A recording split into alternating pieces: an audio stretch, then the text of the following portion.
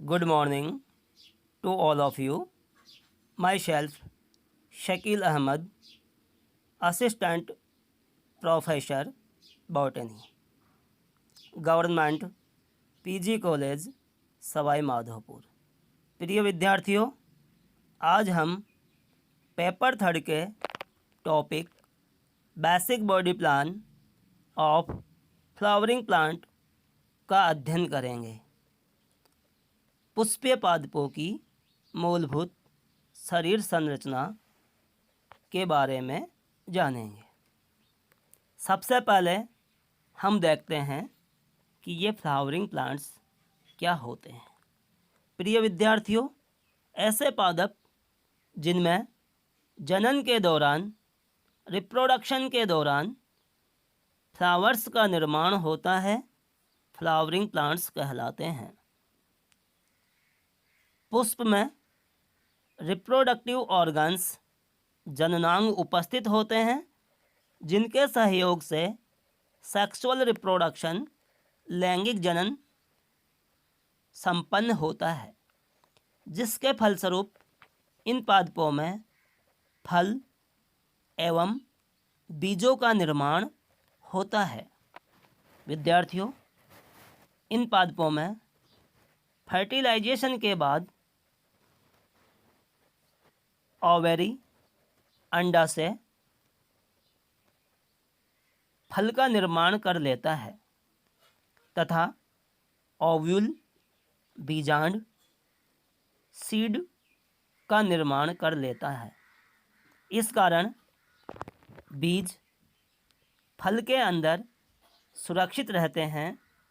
इसी कारण से इन्हें कवर्ड सीडेड प्लांट्स, आवृत बीजी पादपों के नाम से भी जाना जाता है। विद्यार्थियों, एंजियोस्पर्म ही पृथ्वी पर सबसे विकसित पादप है। इन पादपों को दो कैटेगरीज में बांट सकते हैं। फर्स्ट है मोनोकॉट्स और सेकंड है डाइकॉट्स।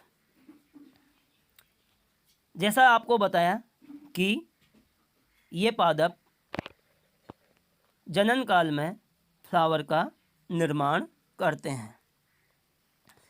यहाँ पर आपको एक फ्लावर की स्ट्रक्चर के बारे में दिखाया गया है, जिसे डिटेल से हम आगे के व्याख्यानों में पढ़ेंगे। फ्लावर में 4 चक्र होते हैं। सबसे बाहरी चक्र कैलिक्स बाह्य दलपुंज कहलाता है, जिसका प्रत्येक सदस्य सेपल बाह्य दल कहलाता है। सेपल जनरली ग्रीन कलर के होते हैं। सेकंड चक्र होता है कोरोला दलपुंज, जिसका प्रत्येक सदस्य पेटल यानी दल कहलाता है। ये कलर्ड होते हैं, रंगीन होते हैं और इंसेक्ट्स को आकर्षित करने का कार्य करते हैं, जिसके कारण पोलिनेशन, परागण की क्रिया आसानी से संपन्न हो जाती है। पुष्प का तीसरा और कोरोला से भीतर का चक्र है एंड्रोसियम पुमंग। यह पुष्प का नर जनन भाग है और इसका प्रत्येक सदस्य स्टेमन पुंकेसर कहलाता है। पुंकेसर के एंथर वाले भाग में, परागकोश वाले भाग में परागकणों, पोलन ग्रेन्स का निर्माण होता है। विद्यार्थियों, पुष्प का चौथा चक्र, सबसे भीतरी चक्र और अंतिम चक्र होता है गाइनोसियम जायांग। यह पुष्प का मादा जनन भाग, फीमेल रिप्रोडक्टिव पार्ट है। इसका प्रत्येक सदस्य कार्पल या पिस्टिल कहलाता है। एक पिस्टिल 3 भागों में बांटी जा सकती है। सबसे आधारी भाग ओवेरी कहलाती है। यह फूला हुआ फ्लास्क के समान भाग है। इसी के अंदर ओव्यूल यानी कि बीजांडों का निर्माण होता है। ओवेरी से ऊपर की तरफ एक नलिकाकार भाग होता है जो स्टाइल कहलाती है, और इसका अंतिम भाग स्टिग्मा कहलाता है।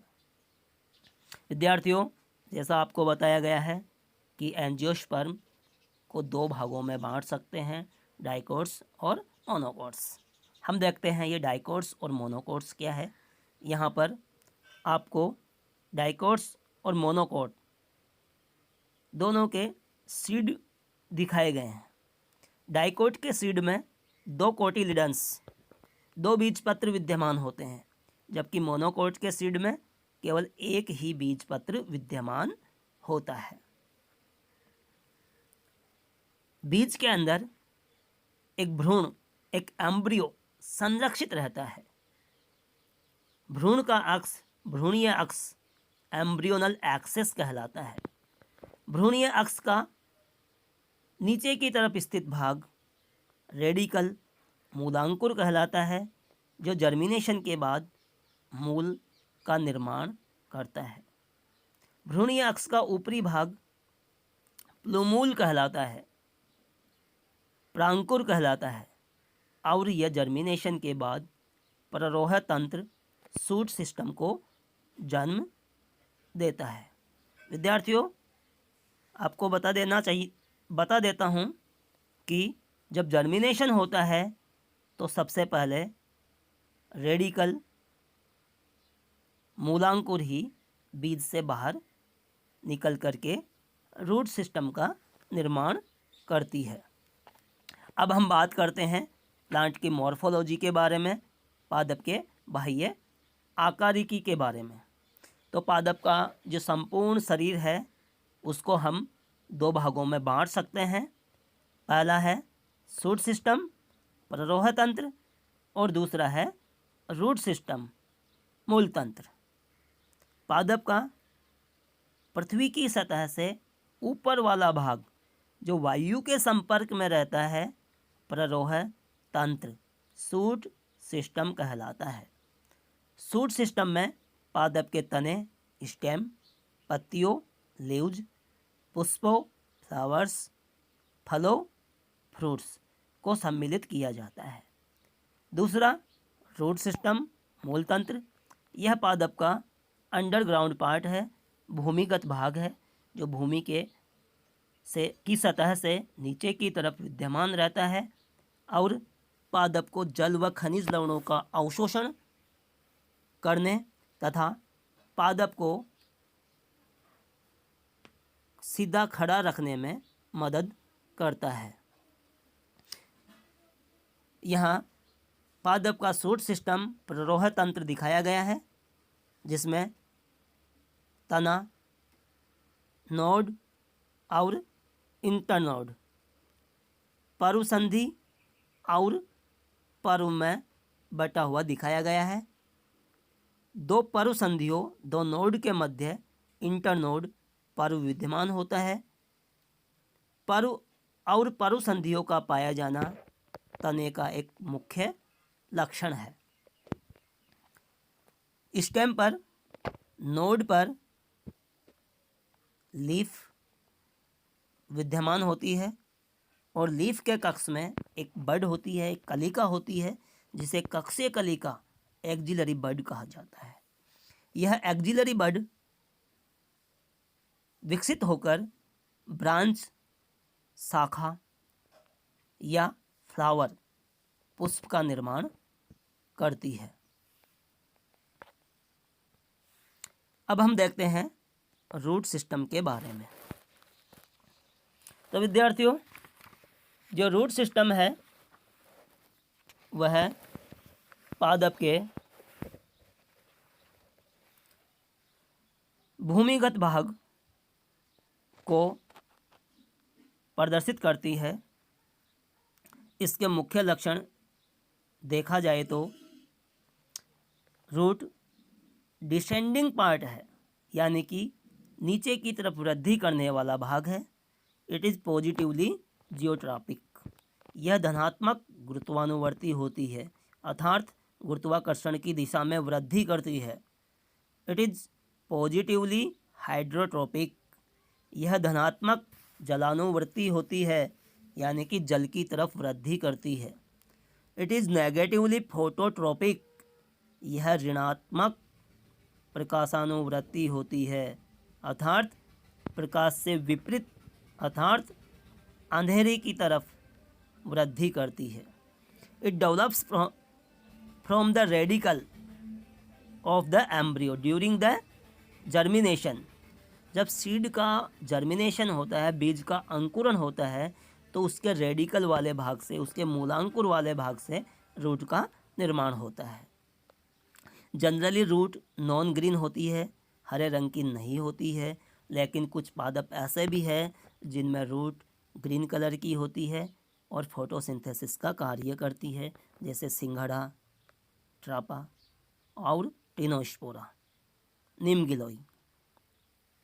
अगला लक्षण है कि जो रूट है वह सेकेंडरी और टर्सरी रूट को जन्म देती है। रूट नोड और इंटरनोड में विभक्त नहीं होती है। अब हम देखते हैं टाइप ऑफ रूट सिस्टम के बारे में, मूल तंत्र के प्रकार के बारे में।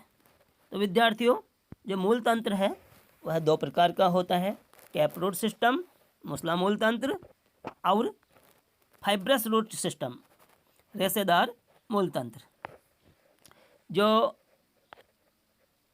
टैप रूट सिस्टम है वह प्राथमिक रूप से मूल के शाखन से द्वितीयक और तृतीयक मूलों में का निर्माण करती है। कभी कभी इनमें चतुर्थक मूल भी विकसित हो जाती है। इनमें रेडिकल से बनने वाली मूल प्राथमिक मूल कहलाती है। प्राथमिक मूल और उसकी ब्रांचेज, जिसे हम सेकेंडरी रूट, टर्सरी रूट और क्वाटरनरी रूट के नाम से जानते हैं, इनको सम्मिलित रूप से मूसला मूल तंत्र, टैप रूट सिस्टम के नाम से जानते हैं। मूसला मूल तंत्र द्विबीजपत्री पादपों तथा जिम्नोस्पर्म में पाया जाता है। सेकंड है फाइब्रस रूट सिस्टम, रेशेदार मूल तंत्र। इन्हें एडवेंसियस रूट सिस्टम, अपस्थानिक मूल तंत्र के नाम से भी जाना जाता है। इस प्रकार के मूल तंत्र में मूलांकुर से उत्पन्न प्राथमिक मूल अल्पजीवी होती है और शीघ्र ही नष्ट हो जाती है, तथा प्राथमिक मूल के स्थान पर स्तंभ के आधारीय भाग से अनेक समान मोटाई की रेशेदार मूलें विकसित होती है। इस कारण इन्हें अपस्थानिक रेशेदार मूलें, एडवेंसियस फाइब्रस रूट्स भी कहा जाता है। अपस्थानिक मूलें एक बीजपत्री पादपों जैसे प्याज, गेहूँ, नारियल, केला आदि में पाई जाती है। यहाँ पर एक टैप रूट सिस्टम को दिखाया गया है। इसमें देखिए जो प्राइमरी रूट दिखाई गई है, जिसका निर्माण भ्रूणीय अक्ष के रेडिकल मूलांकुर वाले भाग से होता है। प्राइमरी रूट के शाखन से सेकेंडरी रूट बनती है। सेकेंडरी रूट से टर्सरी रूट का निर्माण होता है और टर्सरी रूट से क्वाटरनरी रूट्स का भी निर्माण हो सकता है। प्राइमरी रूट सबसे मोटी होती है, सेकेंडरी रूट उससे पतली और टर्सरी और क्वाटरनरी रूट क्रमशः और भी पतली होती जाती है। अब हम देखते हैं टैप रूट सिस्टम और फाइब्रस रूट सिस्टम में अंतर। तो पहला अंतर है कि जो टैप रूट सिस्टम है वो डाइकोट्स में पाया जाता है और जो फाइब्रस रूट सिस्टम है वह मोनोकोट्स में पाया जाता है। दूसरा है जो टैप रूट सिस्टम है उसमें एक प्राइमरी रूट होती है। इसके अलावा लेटरल ब्रांचेज होती है जिन्हें सेकेंडरी रूट, टर्सरी रूट आदि के नाम से जाना जाता है, जबकि फाइब्रस रूट्स में समान मोटाई की कई सारी जड़ें एक ही स्थान से निकली हुई रहती है। टैप रूट सिस्टम का निर्माण भ्रूणीय अक्ष के रेडिकल से होता है, जबकि फाइब्रस रूट सिस्टम का निर्माण स्टेम और लीव्स से, पत्तियों से होता है। टैप रूट भूमि में काफ़ी गहराई तक वृद्धि करता है, जबकि फाइब्रस रूट सिस्टम पृथ्वी की सतह पर विद्यमान रहता है, भूमि में ज़्यादा अंदर की तरफ नहीं जाता है। विद्यार्थियों, अब हम देखते हैं रूट के विभिन्न क्षेत्रों के बारे में। तो रूट के शीर्ष पर एक टोपी समान संरचना होती है जिसे रूट कैप कहा जाता है। यह रूट के शीर्ष पर विद्यमान विभज्योतकी क्षेत्र मेरिस्टेमेटिक रीजन को सुरक्षा प्रदान करता है। इससे पीछे की तरफ रीजन ऑफ मेरिस्टेमेटिक एक्टिविटी विभज्योतकी क्षेत्र विद्यमान होता है, जिसकी कोशिकाएं लगातार विभाजन करती रहती है, जिससे रूट की लंबाई में वृद्धि होती है। इससे पीछे स्थित होता है रीजन ऑफ इलोंगेशन, दीर्घीकरण का क्षेत्र। यहाँ पर कोशिकाएं लंबाई में वृद्धि करती है और जिसके फलस्वरूप मूल की लंबाई में वृद्धि होती है। रीजन ऑफ इलोंगेशन के पीछे रीजन ऑफ मैचुरेशन, परिपक्वन क्षेत्र होता है। इस क्षेत्र में कोशिकाएं परिपक्व हो जाती है और इस क्षेत्र में कई बारीक बारीक रूट हेयर्स पाए जाते हैं जो जल अवशोषण का कार्य करते हैं। विद्यार्थियों, इस स्लाइड में भी रूट के विभिन्न क्षेत्र को डिटेल में दिखाया गया है। हम अगले लेक्चर में रूट के इन विभिन्न क्षेत्रों का डिटेल में अध्ययन करेंगे। अब हम देखते हैं फंक्शन ऑफ रूट, रूट के कार्य। रूट का पहला कार्य है root absorb water and minerals. यह जल और खनिज लवणों को मृदा से अवशोषित करती है। दूसरा कार्य है it establish the plant in soil. यह पादप को मृदा में स्थापित रखती है। अगला कार्य है जो ऑर्किड्स प्लांट हैं उनके अंदर एक विशेष प्रकार की रूट पाई जाती है जिसे आर्द्रताग्राही रूट, हाइग्रोस्कोपिक रूट्स कहा जाता है। ये हवा में लटकी रहती है और वायुमंडल की नमी को अवशोषित करने का कार्य करती है। कुछ पादपों में रूट भोजन का संचय करने का काम करती है। यह रूट भोजन का संचय करके फूल जाती है और जिन्हें हम खाने के रूप में भी काम लेते हैं, जैसे गाजर है, मूली है, सलजम है, शकरकंद है आदि। विद्यार्थियों, मैंने बताया कि कुछ पादपों में रूट हरे रंग की होती है, उनमें क्लोरोफिल पाया जाता है। इस कारण ये जड़ें प्रकाश संश्लेषण का कार्य भी करती है, जैसे सिंघाड़े और टिनोस्पोरा में। ऐसी जड़ें एसिमिलेटरी रूट, स्वांगीकारी जड़ें कहलाती हैं। रूट का अगला कार्य है रेस्पिरेशन। मैंग्रोव वेजिटेशन के में विशेष प्रकार की जड़ें होती है जो न्यूमेटोफोर्स कहलाती है। ये न्यूमेटोफोर्स नेगेटिवली जियोट्रोपिक होती है, भूमि की सतह से ऊपर की तरफ वृद्धि करती है। इन पर कुछ बारीक बारीक छिद्र पाए जाते हैं जिन्हें न्यूमेथोड्स कहा जाता है और इनके द्वारा गैसीय आदान प्रदान किया जाता है। इन जड़ों को रेस्पिरेटरी रूट भी कहा जाता है। Thanks all of you.